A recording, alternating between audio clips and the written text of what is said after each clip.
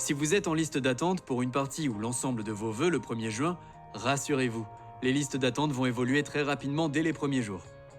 En effet, un candidat peut recevoir plusieurs propositions d'admission, mais il ne peut en accepter qu'une seule à la fois. À chaque fois qu'il fait un choix, il libère des places qui sont proposées à d'autres candidats. C'est ainsi qu'évoluent les listes d'attente. Pour chaque vœu en attente, vous pouvez voir dans votre dossier des indicateurs pour vous aider à suivre votre évolution en liste d'attente et estimer vos possibilités d'être admis.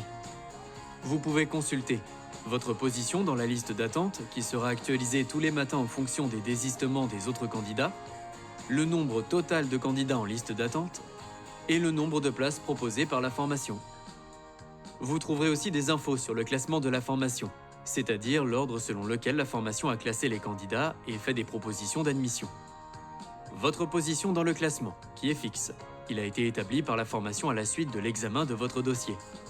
La position dans le classement du dernier candidat qui a reçu une proposition d'admission cette année, au moment où vous consultez votre dossier. Et enfin, la position dans le classement du dernier candidat qui a reçu une proposition d'admission l'année dernière, en 2022, quand la formation est disponible. En comparant cet indicateur et votre position dans le classement, vous pouvez estimer vos possibilités d'être admis dans la formation. Ces indicateurs sont actualisés tous les jours, le matin. Pour bien comprendre, prenons l'exemple de Sophie. Le 1er juin, elle consulte son dossier. Elle est en liste d'attente pour la formation A. Cette formation dispose de 20 places. Elle a fait une proposition d'admission aux 20 premiers candidats de son classement. Les candidats suivants, à partir du rang 21, sont placés en liste d'attente. Sophie est 30e dans le classement de la formation et 10e sur 380 dans la liste d'attente. On lui indique aussi que le dernier candidat ayant reçu une proposition l'année dernière était 250e dans le classement. C'est une indication très favorable pour Sophie.